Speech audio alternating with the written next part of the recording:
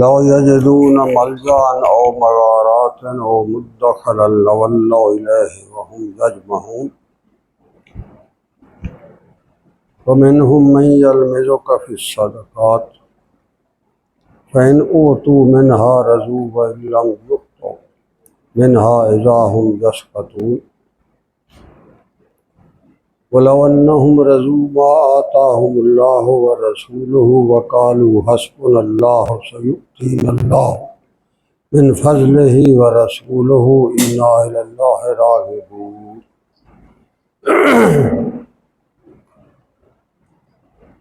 اللهم سبحانك لا علم لنا إلا ما علمتنا إنك أنت العليم الحكيم رب اشرح لي صدري ويسر لي أمري واحلل عقدة من لساني يفقهوا قولي رب زدني علما یا رب صلی وسلم دائما ابدا علی حبیبک خیر الخلق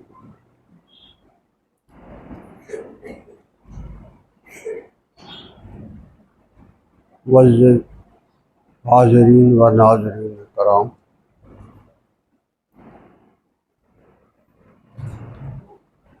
جیسا میں نے پہلے بھی عرض کیا تھا کہ اللہ تبارک و تعالیٰ کی طرف سے بطور پیغام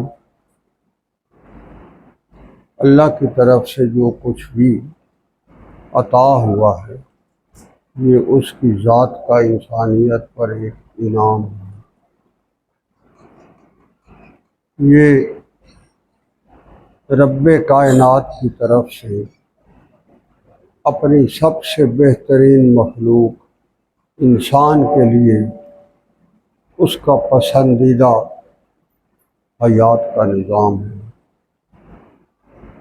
اور اسی ہی میں انسانیت کی بقا اور فلاح اور حیات دوام ہے۔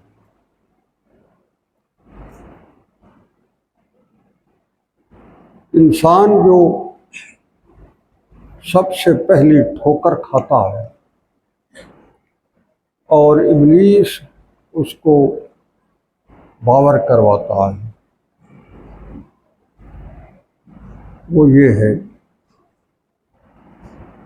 کہ میں جو کچھ کروں گا یہ صرف میں اپنی ذات کے مفاد کی خاطر کروں گا،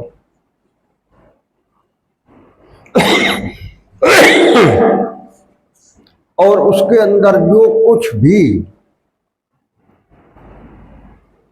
میرے سے صادر ہوگا اس پر کوئی عند اللہ مواخذہ یا پوچھ گچھ نہیں ہے۔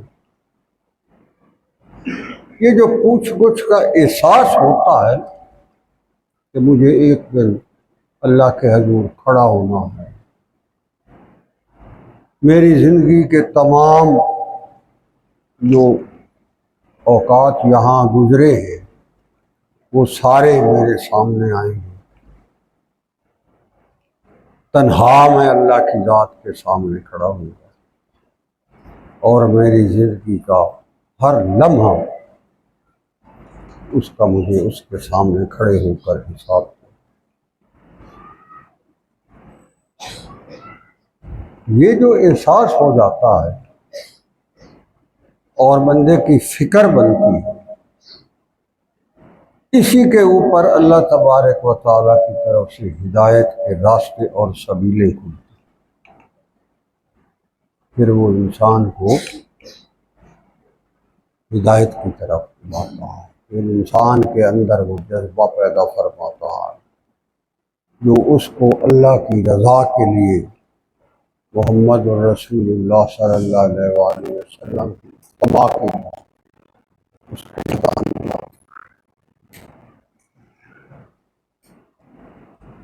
اب اس سے انکار جو ہے وہ تو کفر ہے، جو اس ساری چیز کا منکر ہے وہ کافر ہے۔ ہم نے سارے معنی جو ہے ان کے اپنی مرضی سے مفاہیم اپنے دل میں ترتیب دے رکھے ہیں، اور آج کل کے دور میں دیکھو جی، یہ مولوی کیا جی، مولوی تو ہر ایک کو کافر بتاتے، یہ تو جس کو بھی ہے کافر بنا دیتے ہیں، فلانے کو فلانا بھی کافر۔ حضرت مولانا اشرف علی تھانوی رحمۃ اللہ علیہ سے ایک دفعہ کسی نے یہی کہا تھا کہ حضرت مولویوں سے لوگ اس لیے دور بھاگتے ہیں کہ جو بھی سامنے آتا ہے یہ اس کو کافر بناتا ہے۔ تو حضرت بڑے جواب دینے میں بھی لاسانی تھے، انہوں نے کہا نہیں، آپ کو تھوڑی سی غلطی لگ گئی، مولوی جو ہے وہ کافر بناتا نہیں ہے، کافر بتاتا ہے، بناتا نہیں ہے۔ اس نے کوئی مشین رکھی ہوئی ہے بھائی، اس میں ڈالا تو بندہ کافر تیار ہوا نہیں، وہ بنتا اپنے کرتوتوں سے ہے۔ اور عالم یا صوفی اس کو بتا دیتا ہے کہ میاں جس ڈگر پر چل رہے ہو یا جو کرتے پھر رہے ہو، عند اللہ اس کا کل کو اللہ کے حضور کھڑے ہو کر جواب نہیں بن پائے گا تم۔ وہ کافر بناتے نہیں ہیں، وہ کافر بتاتے ہیں۔ تو قرآن کریم کے اندر اللہ تبارک و تعالیٰ نے آپ صلی اللہ علیہ وآلہ وسلم کو لوگوں کے ایسے احوال تک وحی کے ذریعے بتا دیے جو ان کے اندر کی سوچیں تھیں۔ اب کوئی بندہ یہ دعویٰ تو نہیں کر سکتا کہ اس بندے کے اندر سوچ کیا ہے، مگر اللہ تو جانتا ہے کہ یہ سوچ کیا رہا ہے، اس کے ارادے کیا ہیں، یہ کرنا کیا چاہتا ہے، مگر یہ کہہ کیا رہا ہے، اس کے اندر کا انسان کیا کہتا ہے اور یہ کیا کہتا ہے۔ اسلام کے اندر یہ جو کسی انسان کی اندر خانے یہ ایک عجیب و غریب قسم کی اس کے اندر یہ ایک تناس بیٹھ جاتا ہے کہ میں جو کچھ کر رہا ہوں بھلا لوگوں کو کیا پتہ بھلا کیا کریں، اور وہ اس پر چلتا رہتا ہے۔ آپ صلی اللہ علیہ وآلہ وسلم کے پاس لوگ آتے تھے اور قسمیں اٹھاتے تھے اور اپنی محبتوں کے اور بڑی لفاظیوں کے اور بڑے جتلاتے تھے، بڑے بڑے دعوے کرتے تھے، قسمیں اٹھا لو، مگر وہ قسمیں اٹھا کر اپنی طرف سے یہ ایک ملمہ سازیاں اور یہ ڈرامے بازیاں یہ کر رہے ہوتے تھے کہ اوپر سے وہی بھی آ گئی، یہ جھوٹ بول۔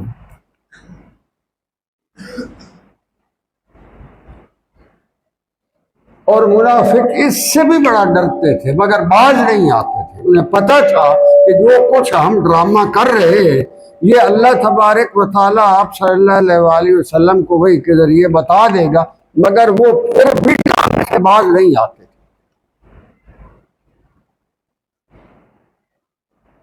ان کے اندر بڑے بڑے خوف ہوتے تھے، بڑے خدشات ہوتے تھے، اور اس کے باوجود آپ صلی اللہ علیہ وآلہ وسلم کی روبرو جھوٹ بولنے سے باز نہیں آتے تھے۔ یہ جو طرز عمل ہے اس کو منافقت ہے، اس پر کافر سے بھی زیادہ سخت وعید۔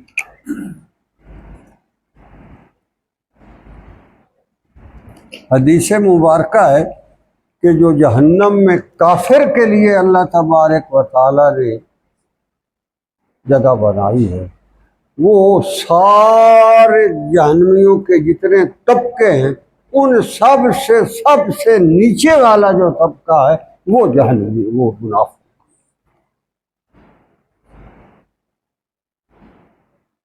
اور علیحدہ سے پجرا نما قسم کا کوئی جگہ ہے جہاں ہر منافق رکھے گا، ہر منافق کا پنجرا علیحدہ ہوگا۔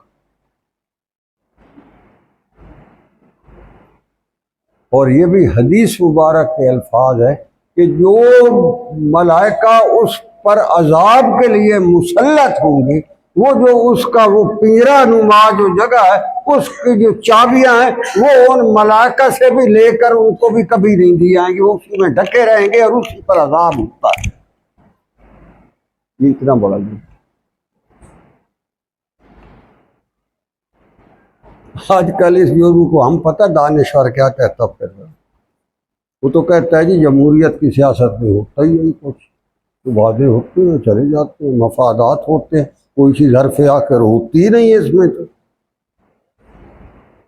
اور اس کا مطلب ہے وہ سارے جو ہیں وہ ہمارے لیے پنجرے اکٹھے کرتے پھر رہے ہیں، اور ہم ان پنجروں میں آہستہ آہستہ جا رہے ہیں، مٹھو طوطے کی طرح ان منافقت کے پنجرے۔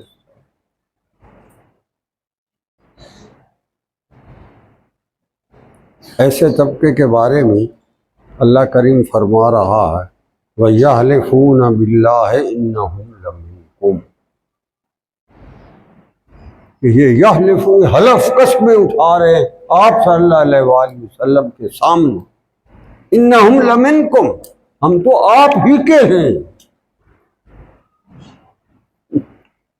یعنی ہم سب کچھ آپ کے ہیں، آپ کے بڑے ہمدرد ہیں، بڑے محبتی ہیں، بڑے اتباع کریں گے، بڑی آپ کی ہاں میں ہاں ملائیں گے، آپ کے ساتھ تو ہم ایسے ہی ہیں جیسے آپ اور ہم یک جان دو کالے۔ اس طرح کے ڈرامے کرتے ہیں۔ آگے سے اللہ کہہ رہا ہے وما ہم منکم، یہ سب جھوٹ بول رہا ہے آپ کے لیے، سب بکواس کر۔ بھائی وحی کے ذریعے جب وہ آتے تھے اور یہ ڈرامے کرتے تھے تو اوپر جب وحی آتی تھی یہ الفاظ کہ یہ جھوٹ بول رہا ہے، یہ ڈرامہ کر رہا ہے، اس کے باوجود بھی انہیں حیا شرف نہیں آتی تھی، پھر بھی کرتے۔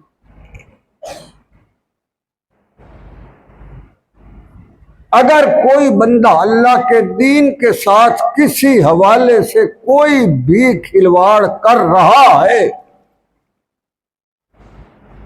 اور اس تک اتمام حجت ہو رہا ہے کہ تم جو کر رہے ہو غلط کر رہے ہو، اس کے باوجود وہ کر رہا ہے، تو آپ یقین کریں وہ منافقوں میں جہنم کے طبقے میں اپنے لیے پنجرا بنا۔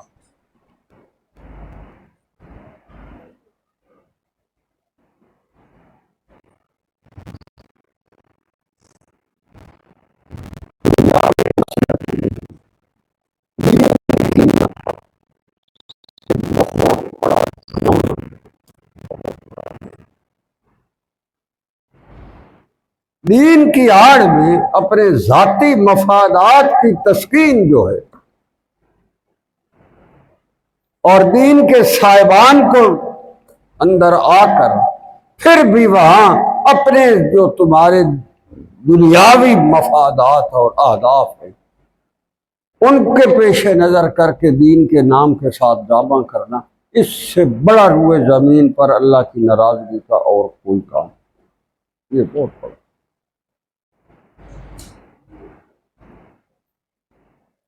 اور وہ یہی کہتے تھے وَيَحْلِفُونَ بِاللَّهِ إِنَّهُمْ لَمِنكُمْ، ہم تو آپ ہی کے ساتھ ہیں، ہم تو آپ کے ہیں، ہم تو سب کچھ آپ کی مرضی کے مطابق، ہم تو سارے کے سارے آپ کے لیے چشم برا۔ وَمَا هُمْ مِنكُمْ، اللہ کا پتہ ہے جھوٹ بولنا ہے، اس کے آج کوئی کیسے چھپا سکتا ہے۔ وَلَٰكِنَّهُمْ قَوْمٌ يَفْرَقُونَ، یہ صرف دنیاوی مفادات کے اسیر ہیں اور آپ سے ڈرتے ہیں۔ بدر میں دیکھ چکے، یہ منافقوں کا طبقہ جو ہے یہ بدر کے بعد بنا ہے۔ بدر میں جب انہوں نے دیکھا جو کفار مکہ کا انجام ہوا تھا، تو نے کہا اگر ہم سامنے ہو کر کھڑے ہو گئے تو ہمارے ساتھ بھی یہی ہوگا، صلح بدر میں جائے گے۔ تو اس لیے انہوں نے کہا بھئی نام لو، ایسا زبردست ملمہ سازی کرو کہ ان کو پوری طرح یقین دلا دو کہ ہم سب آپ کے ہیں۔ مگر اندر خانے جو ہے وہ انہیں پتہ تھا کہ اگر ہم کھل کر سامنے آئے تو ہمارا انجام وہی ہوگا جو بدر میں صلح بدر کے اندر پڑے ہوئے کا، جو اب بھی وہاں موجود ہے۔ صلح بدر اب بھی وہاں موجود ہے۔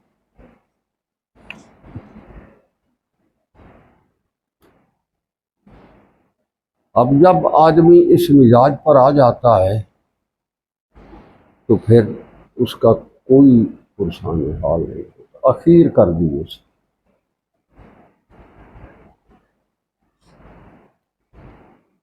اللہ فرمائے لو یجدون ملجان او مغارات او مدخلا، اگر ان کے پاس کوئی بھی اور آپشن ہو، کوئی بھی جائے پناہ ہو، مل جاؤ، کوئی مل جاؤ ماوا نہیں کہتے، تو کوئی ان کے پاس کوئی کسی قسم کی جائے پناہ اگر ان کے پاس ہو، ملجان او مغارات، غار کی جمع مغار، حتیٰ کہ یہ کسی غار میں بھی اگر جا کر چھپ کر اپنے آپ کو بچا کر محفوظ سمجھتے ہو، او مدخل ہو، یا کسی مدخل یا کہیں بھی سر چھپانے سر گھسانے کی کوئی انہیں کھوڈ یا بل کہیں بھی نظر آ جائے جہاں یہ بچ سکتے ہیں، تو لولوا الیہ وہم یجمعون، تو یہ رسیاں توڑا کر بھی ادھر جائیں گے، پھر آپ کے پاس نہیں ہوں گے۔ یہ آپ کے پاس جو آتے ہیں یہ کسی مجبوریوں کے تحت، دنیاوی مفادات کے تحت، محبتوں کے آپ کو عہد و پیمان دیتے ہیں اور ہیں پکے بغیر۔ ان آیات مبارکہ کے تناظر میں آج کی صورتحال آپ کو دیکھ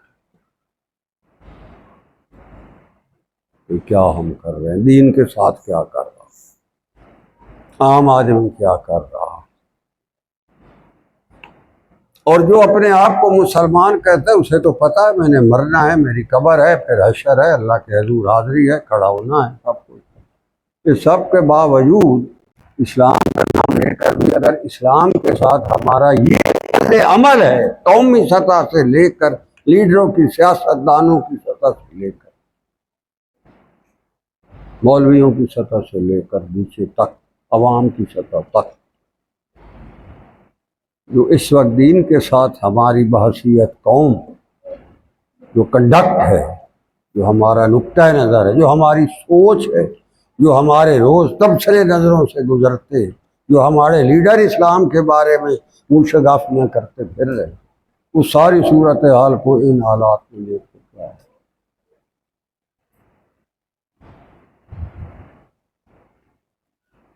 دنیاوی مفادات کے لیے اللہ کے دین کے ساتھ کھلواڑ کرنا یہ روئے زمین کا سب سے بڑا جرم۔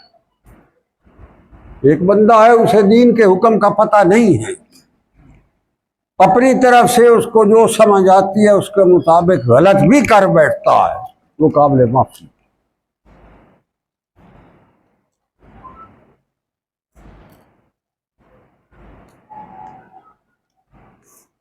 جس کو 100% یہ پتہ ہے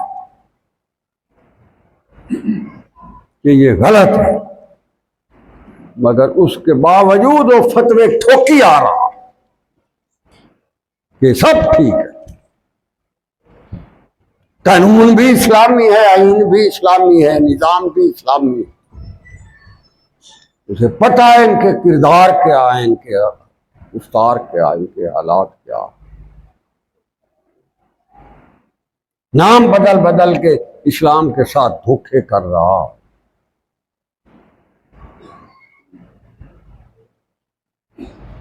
اسلامی جمہوریت تو فلاں، میں نے کہا خدا کے بندو، تم یہ کیوں نہیں کہتے بھائی جو ارسطو نے یا جو انہوں نے بڑھائی تھی، ایک نظام دیا ہے جمہوریت کا جو بھی ہے، تم اس کو سیدھا سیدھا کہو، ارسطو کو تم اسلام میں کہاں سے گھسیڑ رہے ہو؟ ارسطو کافر مشرک تھا، اس نے کوئی اسلامی احکام کو سامنے رکھ کر یہ جمہوریت کا تصور دیا۔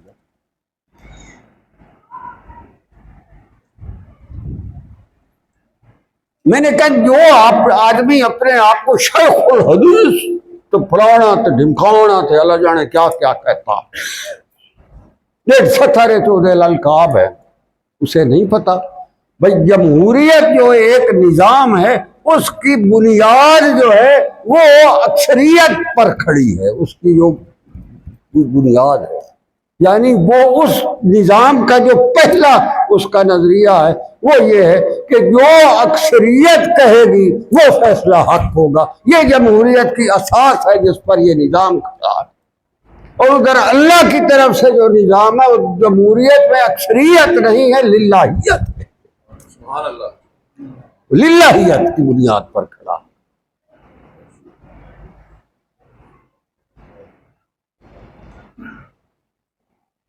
آپ صلی اللہ علیہ وآلہ وسلم کے اس جہان سے پردہ فرمانے کے بعد جو ابوبکر صدیق رضی اللہ تعالی عنہ کو امت کی قیادت اور سیادت کے لیے چنا گیا، وہ اکثریت کے ووٹ کے ذریعے چنا گیا۔ پڑے تھے مدینے سے،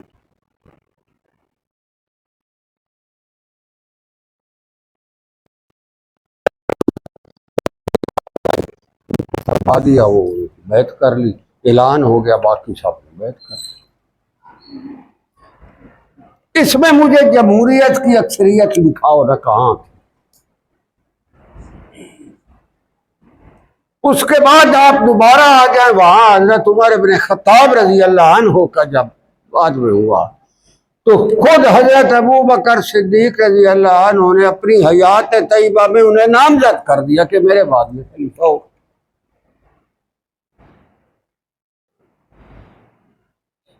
جو اکابرین صحابہ تھے، اشراف مبشرہ تھے، ان میں سے جو بڑے لوگ تھے، کسی نے عرض کر دی کہ یہ مزاج کے ذرا تیز ہیں اور ممکن ہے ان کے مزاج کی تیزی جو ہے وہ ان کے فرائض منصبی کی ادائیگی میں رکاوٹ بنے۔ تو حضرت ابوبکر صدیق نے سیدھا ایک ہی جواب فکر میں دے دیا تھا کہ جب ذمہ داری آئے گی تو سارے مزاج ٹھیک ہو جائیں گے، تم بھی کرنا۔ بس یہ ان کی بھائی، اس سے جمہوریت بڑھاؤ نہ کیوں بڑھ گئی؟ بابے والی جمہوریت ہے جیڑی ہم لیٹ کے پھر گئے۔ اب تم کرنا وہ چاہتے ہو، مشرق کے نظام کو نافذ کرنا چاہتے ہو، نام اس میں اسلامی جمہوریت کہہ دیتے ہو، تو فتویٰ ٹھوک دیتے ہو، تم کیا کرو گے؟ کہاں اللہ کو کیا جواب دو گے؟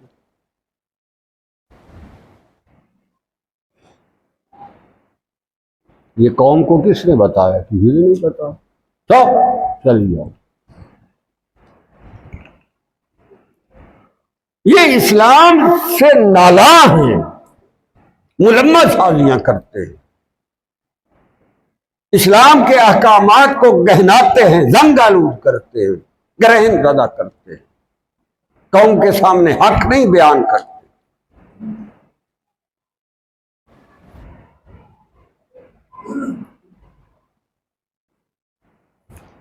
دوسرا سب سے بڑا اصول آپ سمجھ لیں، بات ایسے ہی آ گئی جمہوریت کی اور خلافت کی یا اسلام۔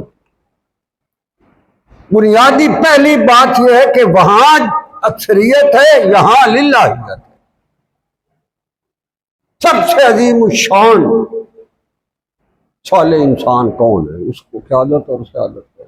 یہی بات عمر بن خطاب رضی اللہ عنہ سے جب لوگوں نے عرض کی کہ آپ نے کن بنیاد پر حضرت ابوبکر صدیق کو اپنا خلیفہ مقرر کیا، انہوں نے یہی کہا تھا کہ جب آپ صلی اللہ علیہ وآلہ وسلم نے اپنی حیات طیبہ میں انہیں امت کے مسلح کی امامت پر خود اپنی موجودگی میں کھڑا کیا تھا تو کسی کے پاس کیا اختیار ہے جو اتنے بڑے جو امامت کے لیے مسلح پر کھڑا ہو کر جو امامت کرا رہا ہے، تو دنیا تو اس سے حقیر چیز ہے، اس کی امامت کے لیے اور کسی کو کیا لاؤ گے؟ اس کے لیے بھی یہی۔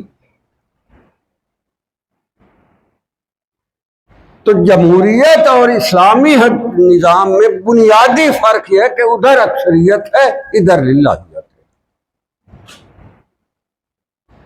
اور دوسری بات یہ ہے کہ اس نظام کا ماخذ جو ہے وہ آپ پارلیمنٹ کہہ سکتے ہیں۔ پارلیمنٹ جو کہہ دیتی ہے وہ قانون، جو قانون پاس کرو۔ یہاں ساری پارلیمنٹ ایک طرح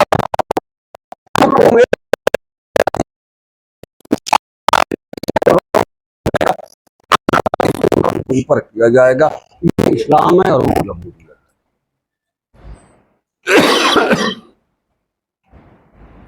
ہے۔ بابے دی جمہوریت ویسے اسلامی جمہوریت کی دوبارہ ہم لوگ اتنے گھٹیا سوچ کے حامل، ہم نے اس سوشلزم کو اسلامی سوشلزم، جمہوریت کو اسلامی جمہوریت، پتہ نہیں اور کس کو، پاپائیت کو کوئی اور نے، ہم اسلامی نال لائی آؤ تو بس دب دیا۔ اس سے بڑی منافقت یار اور کیا ہوگی؟ ہم کیا کس کو دھوکہ دینا چاہ رہے ہیں؟ اللہ کے حضور کھڑے ہو کر اسلامی جمہوریت کے نام پر ہم بچ جائیں گے؟ کیسے بچ؟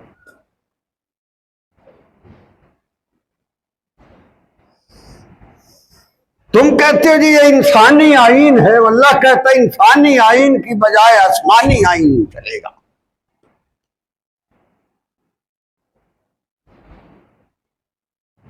نفسانی آئین کی بجائے قرآنی آئین چلے گا، یہ کہتا ہے۔ تم کہتے ہو پارلیمنٹ کا قانون چلے گا۔ اسلام کہاں سے آ گیا؟ اس کو کیوں دھوکہ دے رہے ہیں؟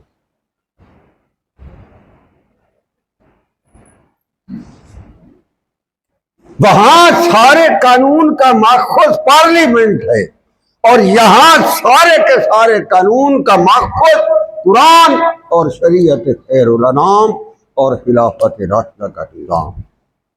اس میں کہاں تال میل ہے؟ مجھے نہیں سمجھ آتا۔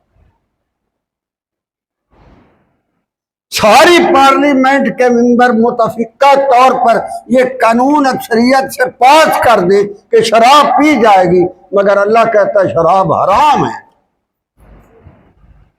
پھر پارلیمنٹ سپریم ہوگی یا قرآن؟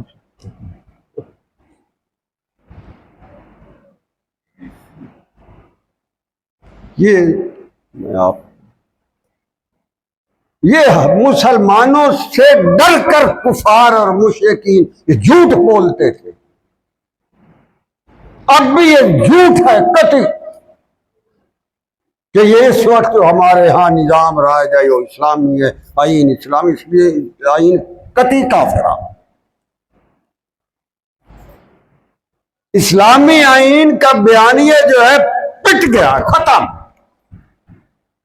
جنہوں نے کہا تھا اسلامی آئین کا سب سے بڑا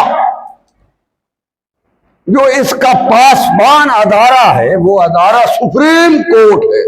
سپریم کورٹ کے چیف جسٹس نے، بینچ نے یہ فیصلہ کر کے اخباروں میں چھاپ دیا ہے، دنیا کو پتہ لگ گیا کہ اس آئین کے تحت قادیانی جو ہے وہ اپنے مذہب کا پرچار کر سکتا ہے، عبادت کر سکتا ہے، تحریف شدہ قرآن لکھ کر وہ اپنے میں پھیلا سکتا ہے۔ یہ سپریم کورٹ نے فیصلہ کر دیا۔ اب بھی جو کہتا ہے یہ آئین اسلامی ہے، وہ کہتا ہے اس آئین کے تحت یہ ہو سکتا ہے۔ اگر اسلام اور قرآن کا نظام ہو تو کیا پھر ختم نبوت کے ساتھ یہی نقطہ نظر ہوگا جو ہماری سپریم کورٹ نے 73 کے آئین کے تحت دیا؟ تو کس کو دھوکہ دے رہے ہیں؟ یہی پھونکڑی سے ہوا نکلنے کی دیر ہے، سیدھے رجسٹرڈ پارسل ہے، شیخ الحدیث میں لکھ دیتا، بات کرا دو میری، ختم۔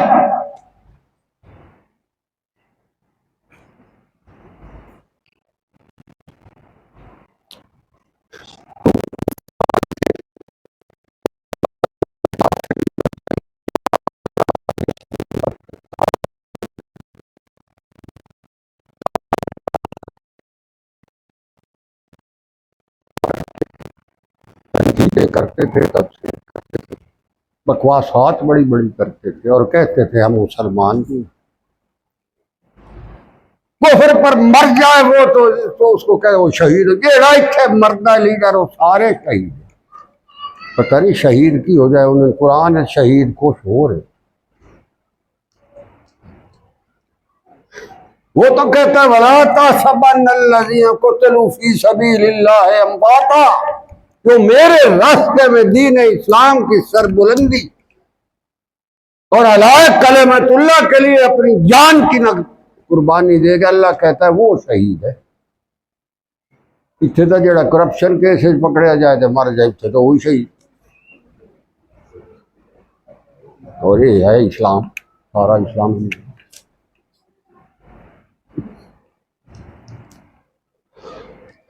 تو یہ اصل میں ہم جو اعتراض کر رہے ہوتے ہیں یہ آپ صلی اللہ علیہ وآلہ وسلم کی ذات پر نہیں ہوتا۔ یہ جو سنت مبارکہ اسلامی حکم، یہ جو بڑا اہم یہ کہا گیا ہے اور آپ بھی کہتے ہیں لوگ اسلامی سزائیں تو وحشیانہ ہیں، یہ تو بربریت ہے۔ اب یہ بات کہاں جاتی ہے اگر اللہ کا قرآن موجود ہے اور اس میں یہ باتیں سب لکھی ہوئی؟ قتل کی سزا کیا ہے، چوری کی سزا کیا ہے، بہتان کی سزا کیا ہے، زنا کی سزا کیا ہے؟ اگر یہ سب موجود ہے، کوئی کہتا ہے نہیں یہ وحشیانہ سزا ہے، تو وہ اسلام کو اس کس خاطر میں رکھتے؟ وہ کہتا ہے ادھر میں مسلمان بھی ہوں، میرا سب ایمان بھی ہے، سب ٹھیک ہے، قرآن بھی ٹھیک ہے، مگر یہ بھی ٹھیک ہے۔ بھائی یہ منافقت ہے، اللہ کے نزدیک اس کا کوئی صرف ہے۔ تو اللہ فرمایا وَمِنْهُمْ مَن يَلْمِزُكَ فِي الصَّدَقَاتِ، جو منافق ہے وہ تو اس بات پر بھی اعتراض کرتا تھا کہ آپ صلی اللہ علیہ وآلہ وسلم جب صدقات بانٹتے تھے تو وہ تو اس پر بھی اعتراض کرتا تھا۔ مَن يَلْمِزُكَ، وہ تو الزام لگاتے تھے آپ صلی اللہ علیہ وآلہ وسلم پر، جب آپ لوگوں کو غنائم بانٹتے تھے اس پر بھی وہ تو اعتراض کرتے تھے۔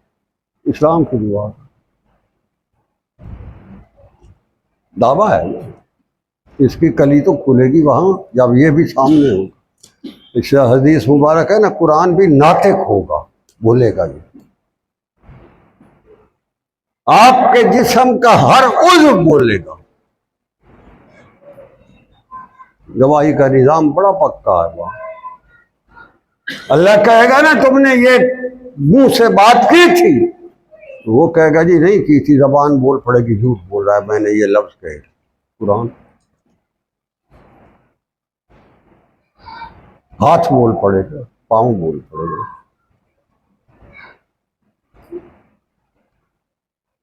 وہ ایک دفعہ ایک صاحب کہہ رہے تھے کہ جی پاؤں بھی کیسے بول پڑے گا، جی پاؤں بھی کبھی بولا؟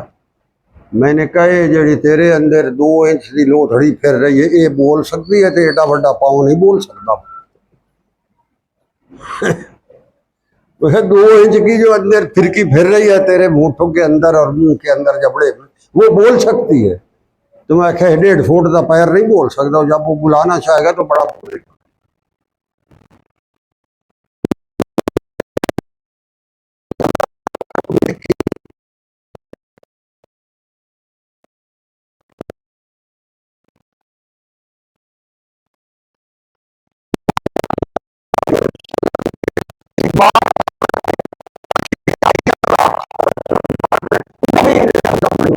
اس پر بھی بات کرتے تھے۔ آپ یقین کریں یا ایلیٹ کلاس کی محفل میں چلے جائیں، وہاں موضوع بحث ہی اسلام پر تنقید ہوتا ہے عام طور۔ اور وہ کہہ رہے مولوی کہہ رہے مولوی کہہ رہے، اصل میں تو مرنا تو ان کو یہ اور ہوتا ہے، نام بھائی مولوی کھاتا، اصل میں انہیں نفرت اسلام سے ہوتی ہے۔ مولوی سے اسی وجہ سے نفرت ہے نا کہ وہ مسلمان کی بات کرتا ہے، اسلام کی بات کرتا ہے، اور اس نے ان کا کیا نقصان کیا ہوا۔ یہ جو مزاج ہے نا یہ قطعی اسلام اور قرآن کے کھاتے سے فارغ ہے، وہ بالکل فارغ ہے، قطعی کا کوئی مس نہیں۔ وَمِنْهُمْ مَن يَلْمِزُكَ فِي الصَّدَقَاتِ، یہ تو صدقات بانٹنے پر بھی اعتراض کرتے ہیں، معمولی بات پر۔ آپ صلی اللہ علیہ وآلہ وسلم ایک دفعہ سونا چاندی کے غنائم حنین کے بعد جو آئے تھے وہ بانٹ رہے تھے، تو ایک عرابی آیا، اس نے کہا واللہ، اللہ کی قسم، اگر اللہ نے آپ کو عدل کا حکم دیا ہے تو آپ عدل نہیں کر رہے۔ اس نے تھوڑا جہا گھری گھاٹ ملیا نا، کیتا ہے تو یہ غنائم تو مجاہدین کے لیے ہوتے ہیں، تو آپ صلی اللہ علیہ وسلم کبھی کسی کو بھی ویسے ہی تھوڑا بہت دے بھی دیتے تھے۔ اسے دیکھا مجاہدین کو تو زیادہ مل رہا ہے، مجھے تھوڑا، اس نے کہا آپ انصاف نہیں کر رہے۔ آپ صلی اللہ علیہ وسلم نے کخ نہ رہے تیرا، اگر ہوئے زمین پر میں انصاف نہیں کر رہا تو تجھے کہاں سے انصاف ملے گا؟ آپ صلی اللہ علیہ وسلم نے فرمایا تھا یہ واجب القتل، حدیث ہے، اس کو واجب القتل قرار دیا تھا آپ صلی اللہ علیہ وسلم، نس کیا وہاں۔ اگر آپ صلی اللہ علیہ وسلم کے صدقات بانٹنے پر اعتراض کا جرم واجب القتل ہے تو میں پوچھتا ہوں دین کو ناقابل عمل کہنے کا جرم کیا ہے؟ وہ کیا؟ اس کا جواب دیں۔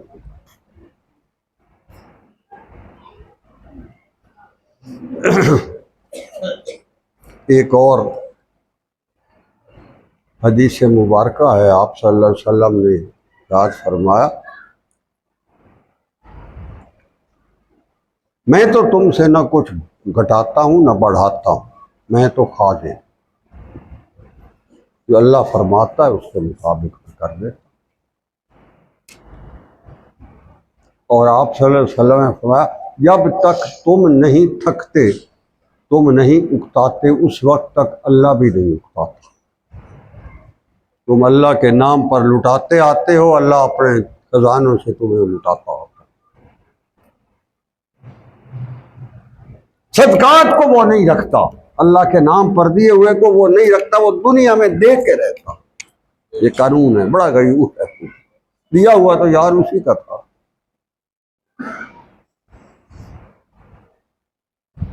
مگر وہ اتنا غیور کہتا ہے تم نے اگر میرے نام پر دیا ہے تو میں تمہیں دنیا میں بھی اس کا بدلہ دوں گا اور آخرت میں تو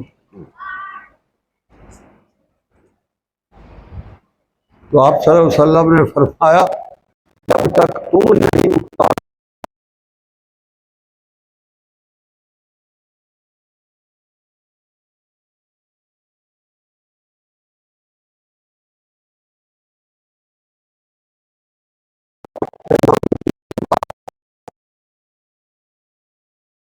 کسی کو اگر توفیق نہیں ہوتی اللہ کے نام پر دینے کی تو یقین کریں اس کے اندر کوئی رولا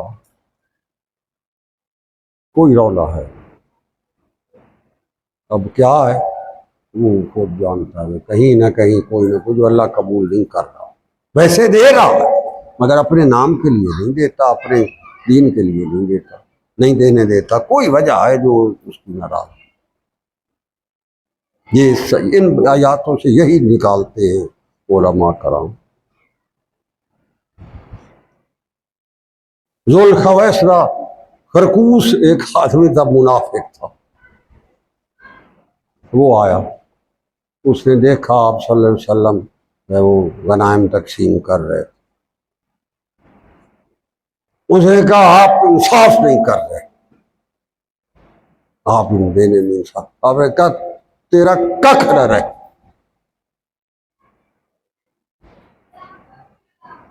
تو مجھے کہتا ہے اگر میں انصاف نہیں کر رہا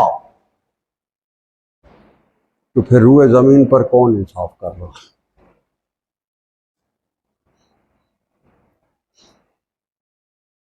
آپ صلی اللہ علیہ وسلم نے فرمایا یہ جو کھڑا ہے نا، جو یہ جس قوم کا لیڈر ہے، اس کی قوم میں ایسے لوگ ہوں گے جو ایسے نمازیں پڑھیں گے اور ایسے وہ اپنے آپ کو مومن اور مسلمان کہیں گے کہ تم لوگ اپنی نمازوں پر شرما جاؤ گے کہ یہ تو ہم سے بھی کوئی بڑا، مگر یہ دین سے اس طرح نکل کر بھاگ جائیں گے جیسے کہ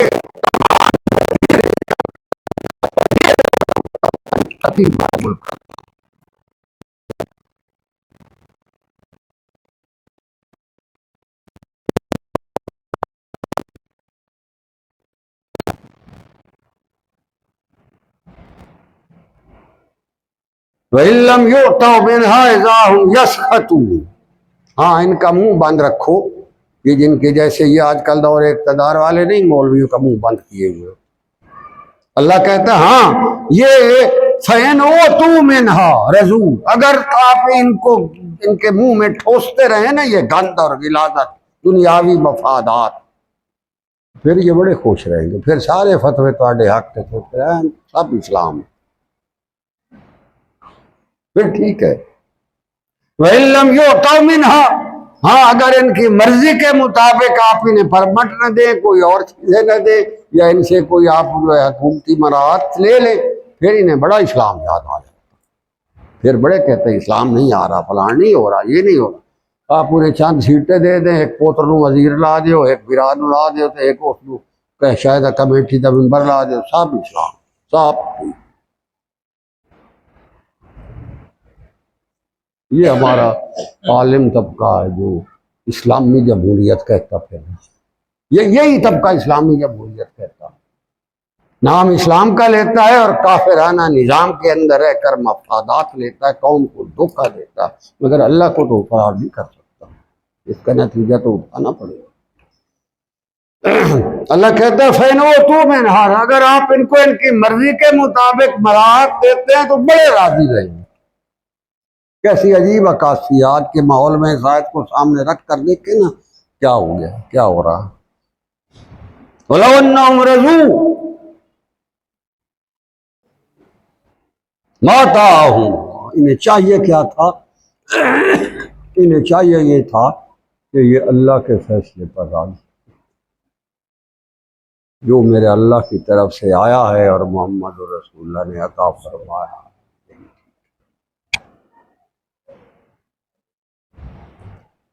تو کیا ہے یہ فَإِنْ مِنْهَا رَضُوا، اگر آپ انہیں ان کی مرضی کے مطابق ان کے منہ میں ٹکڑے دیتے ہیں حرام کے تو پھر بڑے راضی ہیں۔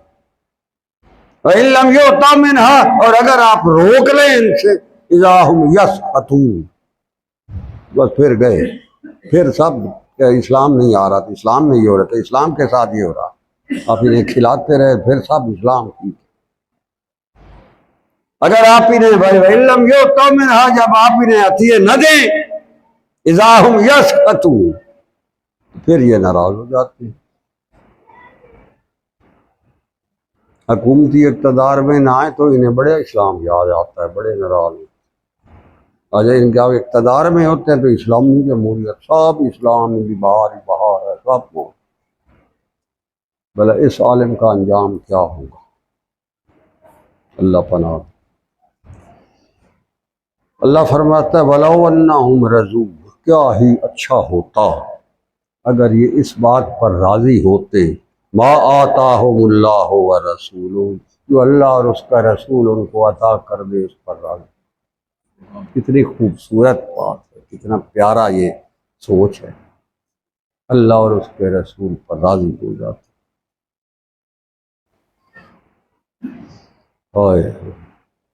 وَقَالُوا حَسْبُنَا اللَّهُ سَيُؤْتِينَا اللَّهُ مِنْ فَضْلِهِ وَرَسُولُهُ۔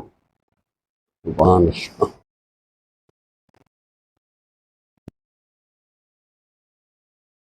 وہ پتہ کیا کہتا ہے؟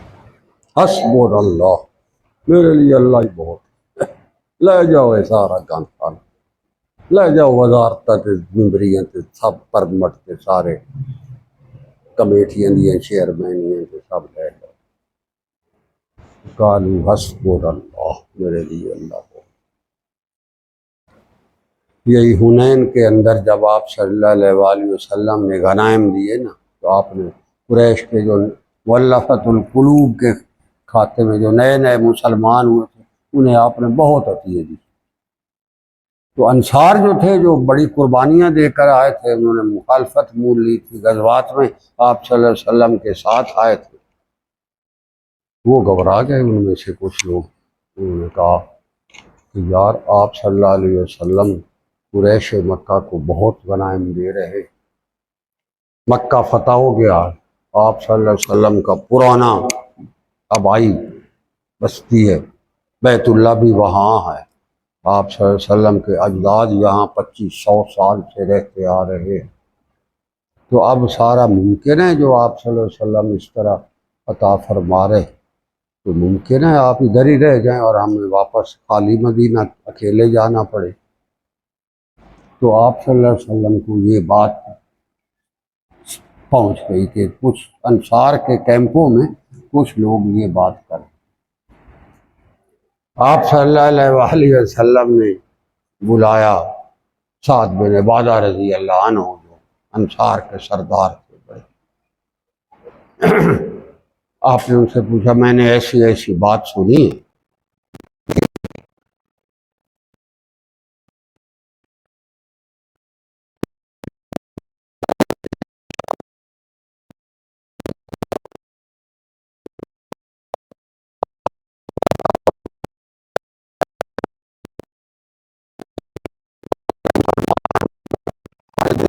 سا تو اٹھا ہے کہ شاید آپ جو ہے غنائم نے آپ نے دیے ہیں جس طرح کہ ممکن ہے آپ اب ادھر ہی رہنا پسند کریں اور ہم اکیلے مدینے چلے جائیں۔ تو آپ نے فرمایا تمہارا اپنا کیا خیال ہے؟ ساتھ دینا بات اس نے کہا یا رسول اللہ میرا بھی یہی خیال ہے، میں کہڑا پور مارنا کہ میرے دل میں بھی بات یہی آتی ہے کہ ممکن ہے آپ یہاں رہنا پسند کریں اور ہم اکیلے واپس جائیں۔ آپ صلی اللہ علیہ وآلہ وسلم نے فرمایا انصار کو بلاؤ۔ انصار آ گئے، بیٹھ گئے۔ آپ صلی اللہ علیہ وآلہ وسلم نے عجیب بات کی، عجیب، وہ خطبہ بڑا زبردست۔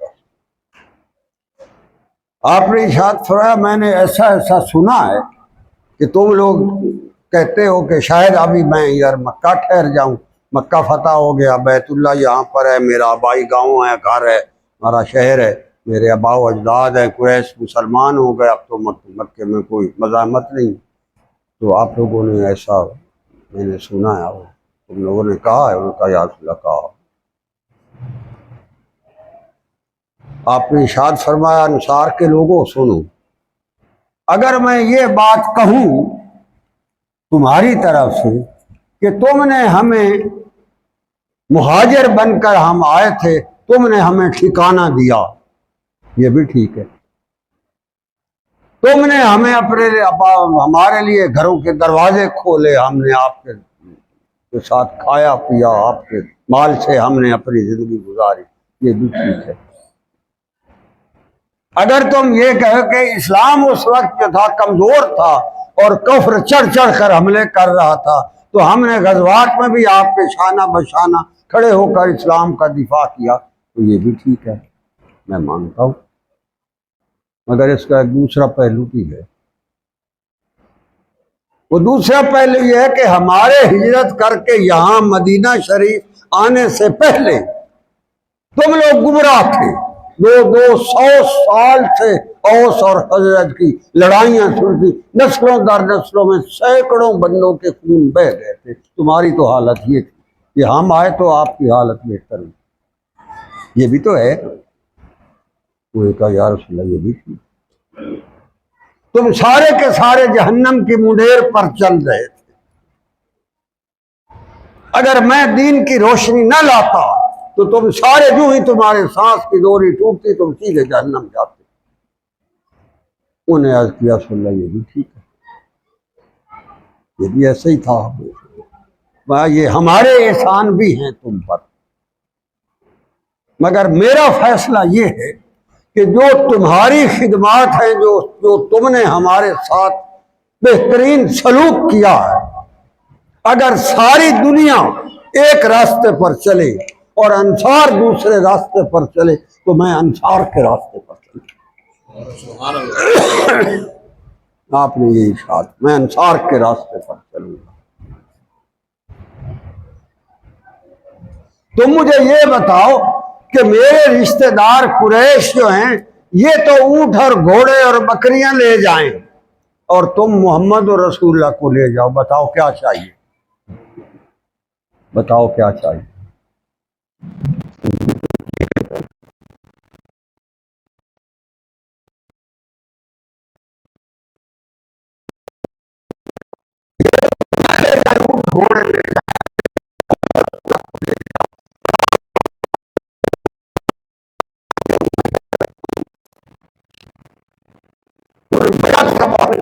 ہمارا اب کچھ انہیں دے دے مگر آپ ہمارے ساتھ چلے، ہم آپ کو نہیں چھوڑ سکتے۔ آپ صلی اللہ علیہ وآلہ وسلم نے فرمایا انصار، میں اب یہ نہیں کہ صرف اب میں تمہارے ساتھ مدینہ جاؤں گا یا میں وہی رہوں گا، میں حشر کے دن حوض کوثر پر کھڑا تمہارا انتظار کروں گا، جب سارے انصار آ جائیں گے تمہیں لے کر میں جنت میں داخل ہوں گا۔ تو اللہ یہی کہہ رہا ہے وَلَوْ أَنَّهُمْ رَضُوا مَا آتَاهُمُ اللَّهُ وَرَسُولُهُ، ارے راضی ہو جاؤ اس بات پر جو تمہیں اللہ اور اس کا رسول دے دیتا۔ بات دنیا کی کیا حیثیت ہے، کیا حقیقت ہے، آپ صلی اللہ علیہ وآلہ وسلم اس کی طرف ہو، اسے اور کیا چاہیے اس کائنات۔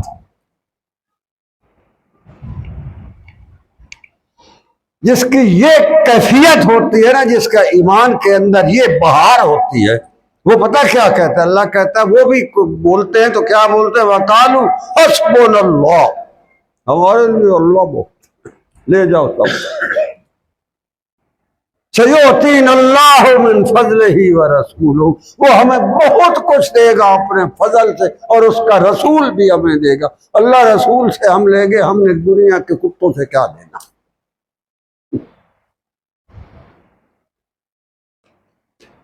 یہ کیفیت جو ہوتی ہے، یہ اصل تصوف ہے، یہ دین۔ یہی میں کہتا ہوں نا، تاریخی واقعہ ہے۔ مروان جب بیت اللہ میں پھر رہا تھا، اسے کسی نے یہی بتایا تھا نا کہ عمر ابن خطاب کا پوتے بھی یہاں بیٹھا ہوا ہے۔ وہ آیا، بڑے بادشاہ تھا، اس نے آ کر کہا، جی حضور میں آپ کو کوئی ہدیہ دینا چاہتا ہوں، آپ مجھ سے قبول فرمائیں۔ تو آپ نے فرمایا، یہاں تو میں اس کے گھر میں بیٹھا ہوں، جیسے آپ کسی بادشاہ کے گھر میں ضیافت پر آئے ہوئے ہوں اور باہروں کوئی جھوپڑی والا آ کے دیا، میں ایک ڈال دی پلیٹ دینا تو یہ بھی کھا لو،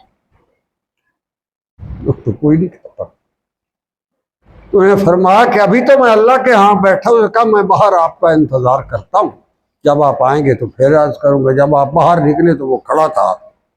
اس نے پھر کہا کہ حضور میرے سے بھی تو کچھ لیں آپ، میرا دل کرتا ہدیہ ہے، لینے میں کوئی حرج نہیں۔ تو آپ نے ارشاد فرمایا، تو یہ بتا، میں تجھ سے دنیا میں لوں کہ دین دوں؟ تیرے پاس دینے کو کیا ہے؟ دین ہے یا دنیا؟ یہ کہا دین تو میرے پاس کیا ہونا ہے، میرے پاس تو یہ دنیا ہے، آپ جو فرمائیں میں آپ کی خدمت میں کروں۔ اس نے کہا اللہ کی قسم، دنیا تو میں نے اس سے کبھی نہیں مانگی جس نے دنیا بنائی، میں نے دنیا تو اس سے کبھی نہیں مانگی جس نے، تو مجھے کیا دے گا، کیا لوں گا؟ اللہ کہتا ہے یہ کیفیت جس کو وقالوا حسبنا اللہ، اللہ بہت ہے ہمارے لیے، سیؤتین اللہ من فضلہ ورسول، اللہ جاتا ہے اللہ نے رسول دے فضل ساڑھے تھی ہوئن پر سب تو بڑا خزانہ دی۔ انا الاللہ راغبون، ہماری تو ساری رغبتیں محبتیں، ہمارے سارا کچھ یہی ہے، ہماری اساس یہی ہے، ہمارا سب کچھ یہی ہے۔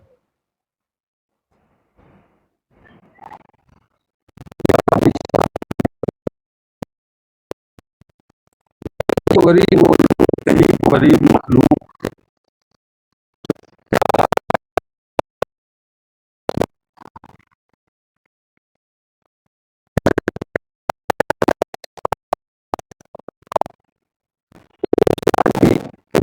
اب آپ اور میں بالکل نزدیک بیٹھے ہیں اور مجھے بڑا مزہ آ رہا ہے، دنیا جہان کے خزانوں سے بھی زیادہ میرے پاس کیفیت، آپ میرے ساتھ بیٹھے۔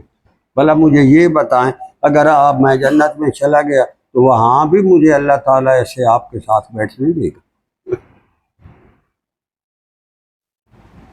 آپ نے فرمایا یہ بتا تو مجھ سے محبت کرتا ہے؟ اس نے عرض کیا رسول اللہ محبت تو بہت کرتا ہوں، میں آپ کو دل دکھا نہیں سکتا، میں آپ کو، آپ تو جانتے ہیں، میرا سوال ہی یہی ہے کہ میں اب یہ برداشت کیسے کروں گا کہ اگر وہاں میں بیٹھنا چاہوں تو آپ کے جو اس طرح تقرب ہے وہ مجھے عطا نہیں۔ آپ صلی اللہ علیہ وسلم ارشاد فرمایا، جو اس کو دنیا میں یہاں جو جس کو دل کو چاہتا ہے وہ آدمی اس کے ساتھ وہاں بھی ہوگا۔ اس کو کہا میں تو پھر سب سے زیادہ آپ کو چاہتا ہوں، اس لیے میں تو یقیناً آپ کے ساتھ ہوں گا۔ آپ نے فرمایا ہاں۔ صحابہ کہتے ہیں یہی کرتا کرتا خوش بیٹھا بیٹھا کہ میں تو وہاں بھی آپ صلی اللہ علیہ وسلم کے ساتھ بیٹھا ہوں گا، کرتا کرتا اس کی روح پرواز کرتا۔ میں کہتا ہوں اس نے یہ سند آپ صلی اللہ علیہ وسلم سے لے لی کہ میں آپ کے ساتھ وہاں بھی اسی طرح بیٹھوں گا جس طرح اب آپ کے نزدیک بیٹھا ہوں۔ جب آپ صلی اللہ علیہ وسلم نے یہ تصدیق کر دی، اس کے بعد اس نے اس دنیا میں بیٹھنا ہی گوارا نہیں کیا، سیدھا آگے انتظار میں گیا۔ اس نے اس دنیا میں بیٹھنا ہی گوارا نہیں کیا، وہیں سے وہ کہتا میں تو جا رہا ہوں، انتظار میں ہوں، جب آپ آئیں گے تو اسی طرح وہاں بیٹھ جاؤں گا، میں اب یہاں بیٹھنا ہی گوارا نہیں کروں۔ اس کیفیت کا نام ہی ہے پرمٹا دے مگر جڑے اسلام کھلے کریں جو تے کھیڑ پونی تے آ سمجھ جائے۔ اتنے جڑے فتوے ٹھوکی کھلے ہو، بات وہاں ہوگی، وہ کہے گا کہ اب بتا تجھے میں چاہیے تھا یا تجھے بابے کی جمہوریت چاہیے تھی، اب آ جا، سمجھ آ جائے۔ اللہ کے دین کا کوئی نعمت بدل نہیں، مومن کے لیے اللہ کے دین کے علاوہ کوئی آپشن نہیں، ہمارا سب کچھ اسی کا ہے، اسی کا دیا ہوا، اور جو اس کے نام پر لگ جائے گا وہی کل کو اللہ کے حضور ہمارا ہوگا، ورنہ وہ جو پیچھے رہ گیا وہ تو پچھلے دے کام آیا، ساڑھے کام تو نہ ہے، ساڑھے کام تو ہوا ہے۔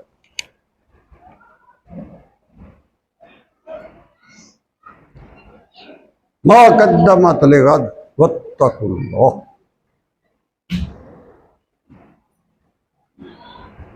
کہ کل کو تم کیا بھیج رہے ہو تمہارے تو وہی کام آنے والے۔ وَلْتَنْظُرْ نَفْسٌ مَا قَدَّمَتْ لِغَدٍ وَاتَّقُوا اللَّهَ، تمہیں پتہ ہے جو تم آگے بھیج رہے ہو کل کو وہ تمہارا ہوگا، جو پیچھے چھوڑ رہے ہو اس میں تمہیں تو کچھ نہیں ملے گا، تو پچھلے کھا کے لے جا۔ اللہ کے ساتھ معاملہ خراب ہے تو انبیاء کے بعد کوئی انسان ایسا نہیں ہے جو یہ کہے مجھ سے گناہ نہیں ہوتا، سارے ہم گناہ گار، مگر اللہ کے ساتھ معاملہ کھڑا ہوگا تو یہ کام آ جائے گا، یہ باقی سارے نبیڑے کر دیں۔ اگر اللہ کے ساتھ